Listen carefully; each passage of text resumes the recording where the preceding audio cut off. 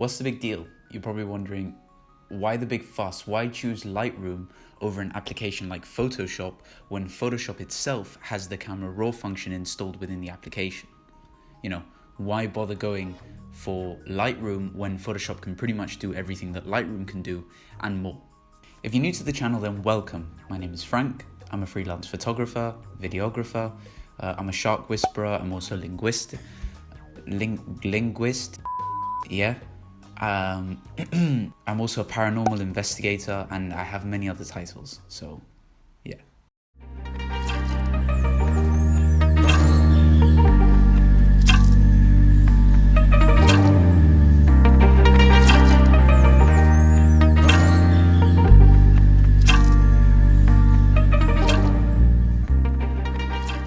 Now this video is going to be all about Lightroom editing, kind of like a behind the scenes thing. I'm going to show you how I edit my photographs the way that I want them to be edited and to the standards that I like them to be at. Also, watch this entire video because I'll be announcing a little something special towards the end that you guys can have for free. I'm going to begin by actually answering one of the very first questions that I mentioned at the beginning of this video, and that's why use Lightroom over Photoshop when Photoshop can pretty much do what Lightroom can do and it has the camera raw function in. Now, the main reason why you should be using Lightroom over Photoshop specifically for the editing of photographs is because Lightroom is a dedicated application, a dedicated program for the editing of pictures. It's literally a library for your photographs.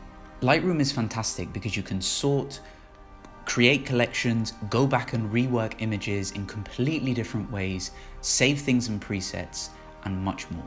Remember that Lightroom is an application specifically designed for the photographer to cruise through his or her photographs with relative ease. Now, as a beginner, when you first open up Lightroom, it can seem seriously intimidating because there's a lot of graphs, the layout of Lightroom itself looks complicated and can be intimidating for first-time users. However, when you start getting used to it, organization-wise, it becomes paramount. It's second to none. Like, it's incredible. I wouldn't use any other program over Lightroom. If there's an image that doesn't necessarily need to be edited in Lightroom, then what I'll do is I'll open up Photoshop and I'll edit my photographs in there. For example, thumbnails for YouTube videos.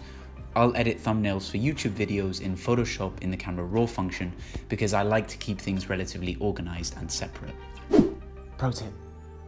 If you are considering purchasing Lightroom or Photoshop, any of these applications, and you're completely undecided as to which one to go for, don't worry.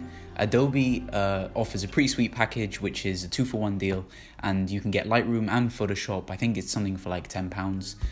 Whereas if you buy them individually, they're a fortune, so I suggest buying them collectively. Anyway, let's begin with my process of editing landscape photographs in Lightroom.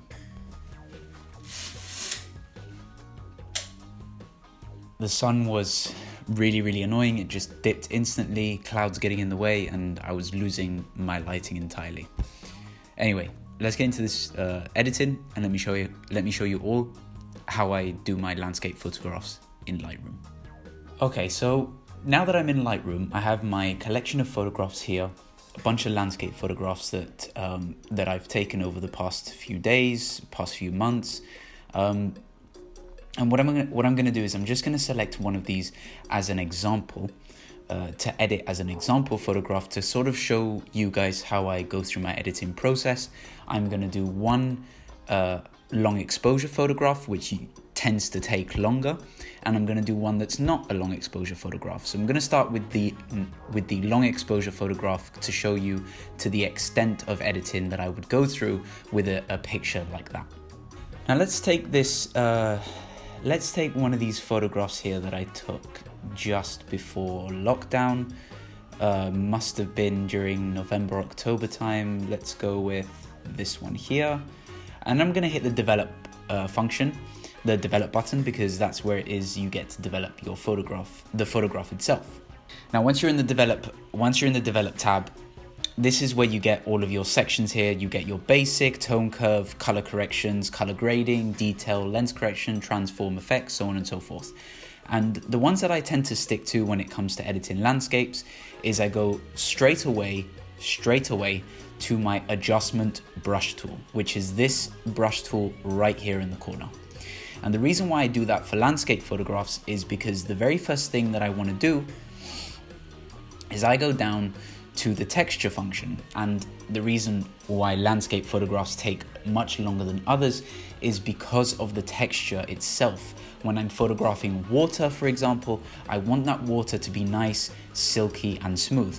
So I'll bump that texture down all the way to around 83, minus 83, and I'll probably put the exposure up to about 0.54. Make sure that my brush size is how I want it to be, and I'll start painting on the areas that I feel need to be brightened and adjusted with the texture function.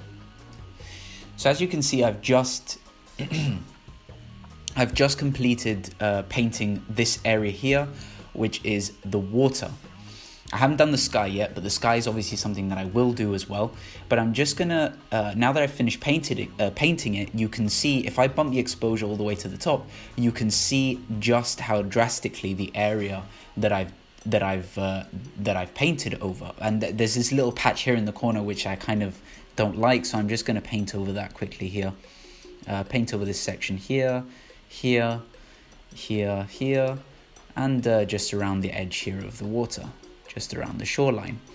And once you're happy with what you've painted, you can then start to adjust the exposure, the contrast, the highlights, the color, so on and so forth. And that's exactly what I'm going to do right now. Now, once you're sort of happy with, once I'm sort of happy with the water, I'll pretty much do the same thing to the sky, because for me, the sky, when I'm photographing seascapes, the majority of the times I'm looking at the two most important things for me. And the two most important things for me are almost always the water and the sky. Like I said, I'm going to do exactly the same thing with the sky. I'm going to hit new, which will basically reset. It'll basically reset my my adjustment brush tool, and then I'm just going to increase the size of my brush, and I'll paint over the sky. I want the sky to be smooth as well, because what will tend to happen is that when I zoom into the picture itself, I see just ever so slightly some grain. And for me, even though a little bit of grain for some people might not be a big deal, for me, it is a big deal, because sometimes what I'll do is I'll see this image as a final product, and I might want to print it. And if this image goes into print, and if it goes into a large print, if it makes it as a large print, then it needs to be a photograph that I'm, you know, fully comfortable, fully happy with, that I've edited to the best of my abilities. For the purposes of this video, I'm not going to be as critical with my photography as I usually am, but just as a quick note, grain is something that I tend to look for quite a lot in my photographs while I'm editing them, because I want to reduce grain as much as possible. And that's why that's why the texture adjustment for me is super important to get right from the very beginning. Something that I've seen myself do quite often is that when I started off editing landscape photographs, what tended to happen is that I oversaturated a lot of my photographs, and that was for me a big issue. Now, looking back, I don't like to saturate my pictures. I like to obviously bump up the colors, and I like to make sure that things are properly exposed and edited correctly. But what I don't like to do is oversaturate my pictures, and that's what I used to do a lot previously when I first started with photography, which is, you know, it's absolutely fine. I mean, it's a learning curve. So, you know, if that's, and it's also personal preference, if that's something that you like to do, is really exaggerate the colors and the features of a photograph, fair enough, go and do that. But I would advise to not saturate your picture as much as you think you should, just because it ends up looking really, really fake. It's just something that it's personal preference of mine. I think it's good practice not to over saturate your photograph as much as you think you should be doing. Now, once I've edited a little bit in the adjustment brush tool, and once I've edited the water and the sky to how I want it, I'll basically go back and forth between the adjustment brush tool and the basic tab, which is which the basic tab, as you can see now on screen, will edit the entire photograph. So what I'll do is I'll start adjusting from there, little micro adjustments to make sure that I get the landscape photograph looking how I want it to photograph. And then once I'm maybe done in the basic tab, I'll probably go back into the adjustment brush tool to sort of tweak those final bits of color, those final bits of exposure, those little things that I want to do individually to certain parts of the picture. I might also do some color correction depending on what type of photograph it is. Remember, ultimately what you capture will, in my complete opinion, not so humble opinion, will determine the amount of colors that really realistically you can add or take away from the photograph itself. Like if you're doing a black and white shot, it's obviously, you know, you stick with black and white, that's just how it is. But in this case, in this long exposure shot, we have a lot of colors to play with, so it's probably good advice to go into the colors tab and adjust the hue, saturation, the luminance, which is exactly what I usually do with this type of photograph. The only issue that I have with tone curve is that I tend to stay away from tone curve when I am doing landscape photographs that will inevitably become printed versions. And the reason why I tend to stay away from tone curve, even though I really like tone curve, in some photographs tone curve really works. The reason why I like to stick away from it is because it eliminates a lot of contrast, in my opinion, and I like having a little bit of contrast in my photograph. For example, if I just move this up here, you can already see the shadows and the contrast. I mean, look, it's getting brighter, and you're losing contrast.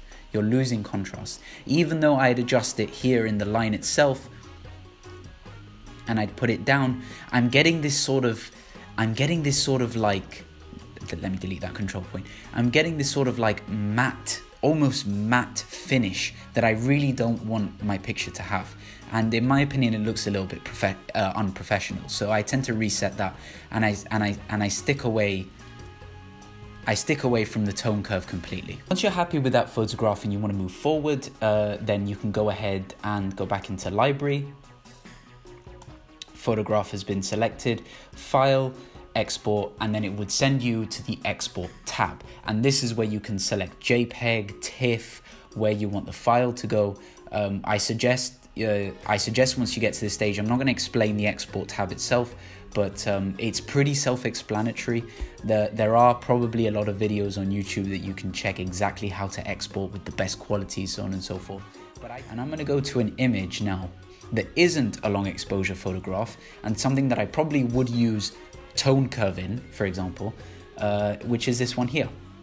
Let's go to develop, and I developed this one. I'm not entirely happy with how I developed it because I don't know, I'm just not, it doesn't say anything to me too much. So I'm gonna reset the photograph entirely, and this is how the original looked like.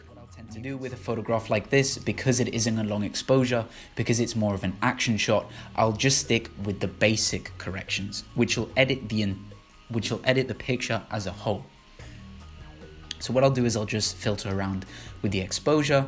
Of course, this section here is a little bit too bright, so I'll probably put the exposure down. Contrast, I'll work with the highlights are going all the way down, and I'll bump the shadows up because I can see there's quite a lot of shadows on the rocky sections of the photograph here. Probably push the whites up a little bit, and I'll probably bump the blacks down a little bit more. But in essence, when you have photographs like this that you feel don't require too much work, then they don't require too much work. Just do some basic color correction, just do some basic editing, and you can achieve actually quite an interesting look just by working, for example, with the tone curve, which is exactly what I'm going to do right now. So once you're happy with the overall aesthetic of the image, I mean, you can even, I have my presets here saved on the side. You can see that they're changing.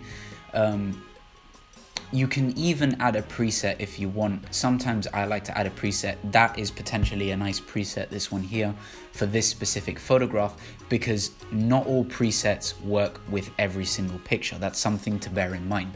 But I'm going to stick here with the original, with the edited version that I just did. I'm not going to slap on a preset.